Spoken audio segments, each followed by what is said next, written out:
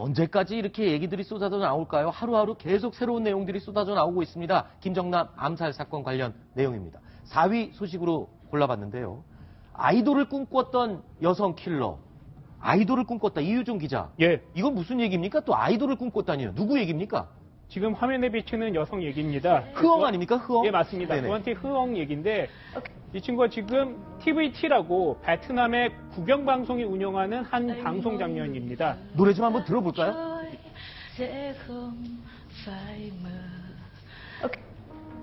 붙었나요? 뭐 실제로 붙지는 못했습니다. 우리로 치면 붙을 실력은 아닌 것 같네요. 네, 노래 그렇죠. 들어보니까. 네. 우리로 치면 쇼스케 같은 그런 경제 프로 같은 곳에 나와서 네. 연예인이 되고 싶어서 여기에 나왔던 겁니다. 그런데 자신의 이름으로 나온 건 아니고요. 네. 그 친척의 이름을 빌려서 차명으로 나와서 여기에 출전을 했습니다. 아하. 그러면 그만큼 연예인이 되고 싶고, 사실 이렇게 연예인이 되고 싶어 하는 마음이 있다면 뭔가 좀 자신을 드러내고 싶어 하고, 한류에 관심도 많고, 이런 여성일 수가 있다라는 추측을 할 수 있을 텐데, 그렇기 때문에 일회용 어떤 공작에 쓰이는데 쉽게 포섭이 됐을 수 있겠다. 그러니까 제가 지난번에 물색조를 얘기했죠. 지금 말씀하셨죠? 네, 공작기관에서는 어떤 사람을 뽑을까 전문적으로 사람만 보는 물색조가 있습니다. 그렇죠. 과거에 북파공작원 할 때도 물색조가 있었고 아마 지금 우리 국정원에도 있을 겁니다. 있죠? 있을 거라고 보는데 그래서 저렇게 나대고 저런 여성들 그다음 한국 지금 저 베트남에 가면 나댄다기보다는 이렇게 좀 외향적이고 네, 외향적이고 좀 활발한 실력이 짱짱하면 스타로 크겠죠. 근데 네. 그 능력은 안 되고 저런 사람들 그다음에 지금 베트남이나 동남아시아 가면 한류가 대단히 인기거든요. 한류를 모방한 프로그램이잖아요. 그런 거 한국 좋아한다고 한국 가지 하는 식으로 해서 네. 북한 사람들이 한국 사람처럼 접근해갖고 이런 거 하라 그러면 하죠. 더군다나 제주도 보내주면 기분 좋죠. 네. 자, 우리 시청자 여러분, 도안티 흐엉의 현재 몸을 잘 보실 필요가 있습니다. 저때 작년 6월달 도안티 흐엉하고 네. 요번에 김정남 암살 때의 도안티 흐엉의 육체가 전혀 다릅니다. 아, 그래요? 저는 평범한 여자의 몸이고 아. 지방질이 여자로서 굉장히 많이 있는데 요번에 봤을 때는 어깨 근육이 대단히 발달하고 혹시 그 다른 여성과 지금 잠깐 착각을 하시는 거 아닌가요? 같은 사람입니다. 네. 그 LOLT를 입은 여성과 도안티 형은 다른 사람인데요. 같은 사람이죠. 그 사람입니다. 아, 그렇군요. 같은 여자인데 전혀 몸이 다릅니다. 그래 그동안에 제가 볼 때는 북한의 포섭이 돼서 네. 상당히 강인한 훈련을 받지 않았나. 그렇군요. 그래서 이제 살이 다 빠져가지고 근육은 붙고 지방층 다 빠져서 저기 보면은 그러네요. 굉장히 가슴이 아름답고 그런데 네. LOL 입었을 때 가슴이 하나도 알겠습니다. 없습니다. 그 네. 발언은 네. 제가 시청자 여러분께 대신 사과를 드리겠습니다. 아니, 그게 왜 사과할 일입니까? 개인적인 그 의견이. 아니 보세요. 보면은 네. 보세요. 거의 여자로서 지방층이 거의 사라졌습니다. 그러니까 저도 아까 다른 사람이 아닙니까? 라고 여쭤본 게요. 진짜 몰라서라기보단 다른 사람인 것 같이 보일 정도로 전혀 구분이 안 될 정도로 지금 차이가 있거든요. 그 점을 지금 교수님께서 정확하게 짚어주셨습니다. 그러니까 훈련을 받고 그렇기 때문에 몸의 어떤 형체나 바디 라인이 달라졌을 수 있다. 이렇게 지금 추측을 하시는 거예요. 네, 그렇습니다. 예, 알겠습니다. 너무 기분 나쁘게 생각하지 마십시오. 방송이다 보니까 제가 그 점을 좀 공식적으로 문제를 삼았습니다. 자, 그리고 위원님께서 며칠 동안 계속 지적을 해주셨어요. 분명히 한류에 관심이 많을 것이다 예측을 하셨는데 맞는 것 같습니다. 네, 지금 밝혀진 게 한국인 남성들과 친구가 많았다고 지금 밝혀지고 있죠? 그러니까 이제 한동안 제가 하여간 여러 가지 공작하시는 분들 붙잡고 이렇게 많이 물어보고 할 때, 공부할 때 많이 하는 얘기가 편승 공작을 얘기합니다. 네. 편승이라고 하면 버스가 지나가는 차에 올라타서 나도 어느 목적지를 가는 거지 내가 택시 타고 가는 게 아니지 않습니까? 네. 그것처럼 한국을 좋아하는 한류가 있다. 그럼 네. 한류에 편승을 해서 너 한류에 해볼래? 라고 해서 하는 편승 공작을 물색조가 찾아갖고 한 케이스. 그렇군요. 유종 기자. 예. 한국 남자친구들이 많았다. 도대체 몇 명이나 어떤 사람들이 친구였던 건가요? 네, 흐엉의 페이스북을 보면 한 네. 60여 명 정도가 친구로 돼 있습니다. 네. 그런데 이 중에 20명이나 무려 한국 남성들인 것으로 알려지고 있습니다. 한 60여 명 가운데 20명이 예, 예. 한국 남자친구들이었다. 네, 그리고 그 남성들은 대부분 베트남에 한 번 정도는 네. 다녀온 적이 있는 사람들이고요. 지금 화면에 보시면 크크크라고 아까 좀 전에 나왔는데 네. 저게 우리 한국 사람들만 쓰는 겁니다. 그렇죠. 피디님, 아까 SNS 글 내용을 다시 한번 좀 띄워주실까요? 네. 자, 다시 확인하겠습니다. 이게 지금 흐엉이 본인의 SNS에 쓴 글인데, 이 글상에 보면 영어로 썼지만 크크크크크 이거는 우리 한국 사람들만 쓰는 표현인 건 분명하죠. 우리 한국 사람 한글로 쓰는 거죠. 그렇죠. 저게 말에 그렇다면 말이죠. 한글 워드를 가지고 있다는 얘기입니다. 자판도 있다는 얘기예요. 그러네요. 예, 예. 그러네요. 아, 그런데 그럼 이 20명의 한국인 남성들 SNS 친구들 그들과 활발하게 교류를 했었다. 네, 그렇다는 증황이 나오는 거고요. 네. 사실 흥엉이 한국어도 좀 할 줄 안다. 네. 이런 얘기들이 많이 나오고 있으니까 그런 것들을 좀 배우고 한국 사람들과의 접촉도 늘렸고 또 그래서 여기에서 여러 가지 우리가 정황이 나오는 것들이 드러나고 있는 것 같습니다. 네. 일본 한 매체는요, 이 도안티 흐엉과 같은 한 방을 썼다는 룸메이트를 또 취재를 해서 인터뷰한 내용을 또 공개를 했죠. 어떤 내용이었습니까? 네, 그 아사히 신문이 보도를 한 건데요.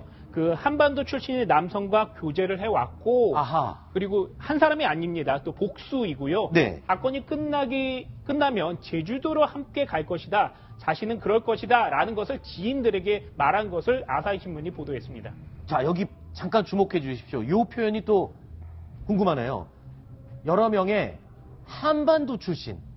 그럼 이게 남한, 북한이 지금 구분이 안 된 거잖아요. 네, 그렇습니다. 남한인지 북한인지 여부는 알려지지 않고 있습니다. 그러니까 북한의 공작원들한테 어떤 교육을 받았을 수도 있는 것이고, 네. 그 전에 그 페이스북 친구들처럼 남한의 20대 젊은 청년일 수도 있는 것이고, 네. 가능성은 여러 가지 있는 것이죠. 그렇군요. 자, 그리고 또 궁금증이 풀리는 하나의 사실이 밝혀졌습니다. 리정철, 유일하게 체포된 남성 공작조 가운데 한 명으로 추측이 되는 이 북한 사람, 원래 IT 회사를 다닌다고 알려져 있었는데 회사 취재해 보니까 회사 별로 나오지도 않았고 월급도 안 받았다고 알려졌었죠. 그런데 뭐를 하는 사람이고 어떤 임무가 있던 사람인지 밝혀졌다고요? 네, 그렇죠. 리정철이 말레이시아에서 IT 관련 일을 했는데 주로 이제 불법 도박 사이트라든가 음란물 사이트를 운영하고 그다음에 뭐 게임을 만들어 팔고 해킹을 하고 이렇게 해서 외화벌이를 한 사람이다. 이렇게 외화벌이가 목적이었군요. 그리고 IT 업종에 있다라는 건 즉 각종 인터넷 불법 도박을 통해서 북한의 외화벌이를 하던 일꾼이었다. 이렇게 추측이 가능합니다. 제가 벌써 3, 4일 전부터 네. 리정철이는 절대로 이번 공작에 깊이 개입된 사람이 아니라고 얘기했던 것이 딱 들어맞았습니다. 그러네요. 처음부터 저는 리정철이는 경찰총국 소속이라 하더라도 경찰총국에 돈을 상납하는 외화벌이 일꾼일 거라고 얘기했는데 월요일부터 그렇게 주장하셨어요. 계속 정했죠. 네네. 네, 딱 맞았습니다. 네. 네, 그렇군요. 저기서 잘 보셔야 되는데, 우리가 작년에 얘기죠. 갈루치가 말레이시아 와서 북한 대표들하고 회담한 거를 KBS가 보도한 적이 있었죠. 네네. 말레이시아가 지금 무비자로 열어주다 보니까 북한 사람들이 오는 건데, 이걸 어떤 현상과 비교하면 되는가 하면은 중국 동북지방에 가면 북한 IT 기술자들이 나와서 저걸 똑같이 하고 있습니다. 그래서 거기에서 우리 조폭들하고, 대한민국 조폭들하고 연결돼 갖고 음란물 사이트를 해서 돈을 만드는데, 네. 저 방법이 뭔가 하면은 정보기관에서 돈을 만드는 전형적인 방법입니다. 북한의 정보기관들은 마약이나 위패, 네. 슈퍼노트 이런 걸 만들어서 퍼뜨려서 공작 자금을 만들어요. 네. 정부 예산 갖고도 모자라니까 정보기관들은 자기 돈을 만드는 방법이 저건데, 바로 저 친구는 말레이시아라는 부대로 뭐 이렇게 음란 사이트 깔아놓으면 많이 들어오잖아요. 아, 그런가요? 네. 그렇게 해서 거기다 이제 모두 심고, 해킹 프론트 심고, 돈도 벌고 해서 네. 다치고 공작 자금 만드는 역할을 합니다. 그렇군요. 뭐 마약이나 위패를 뿌려서 돈을 마련한다. 이거는 뭐 나라가 아니라 범죄 집단 아닙니까? 국가 정보기관에 개입해서 하는 게 그렇죠. 많은 케이스인데, 특히 저런 북한에서 많이 하고 있어서 문제죠. 이런 식의 외화벌이, 뭐 불법이든 아니든 어떤 식으로든 외화벌이를 하러 나가 있는 북한 공작원들 어느 정도입니까? 뭐 어떤 네. 일을 하고 어느 정도 규모입니까? 그러니까 물론 돈을 벌어서 공작 기관에 들어간 경우도 있지만 네. 각 기관에서 다 나가 있습니다. 북한의 노동당의 뭐 조직 지도부는 조직 지도부대로, 통정부는 통정부대로, 네네. 군에 있는 총정치국도 마찬가지고, 네. 최고인민의 상임위원회 김영남이가 있는 쪽에서도 또 나갑니다. 나가서 무역회사를 운영을 해서 거기서 번 돈 가지고 자기 조직을 운영하는데, 네. 저 경우는 자기네가 해외에서 번 돈 가지고 현재 공작원들 비행기표를 사주고 호텔을 예약을 해주고 그다음에 자동차를 렌트를 해가지고 공항에 사람을 보내가지고 이번에 암살을 했다. 아마도 도안티 흐엉이나 네. 아이샤 같은 애들도 그 돈이 아마 리정철의 번 돈에서 나갔을 가능성이 있습니다. 그렇군요. 자, 지금 이 두 분께서 월요일부터 오늘까지 해주시는 얘기가 사실 어떻게 들으실지 모르겠지만 하루 앞서서 예측이 다 맞고 있습니다. 오늘 말씀해 주신 내용이 또 내일 얼마만큼 들어맞을지 저도 굉장히 기대되고 궁금한데요. 예. 공작을 이제 한참 재밌게 취재한 적이 많았어요. 해보니까 우리도 그렇고 이북 같은 경우도 이게 공작 자금이 이동하면 계좌가 남잖아요. 네네. 현지 조달을 합니다. 아하. 그게 이제 저런 식으로 마약을 갖고 가서 팔아서 네. 그러면 조폭하고 연결되면 그 조폭 중에서 물색할 만한 인물들이 나오죠. 네. 그래서 시키기도 하고 돈도 벌고 해서 딱 지워버리고 그래서 밀수하고 연결되는 건데 지금 수법들이 다 그런 거가 지금 동원된 걸로 보여요. 그래서 저거는 저 정도 범죄를 하려면은 국가기관급 정보기관이 아니면 안 된다. 그렇게 판단할 수 있는 거죠. 네, 그렇군요.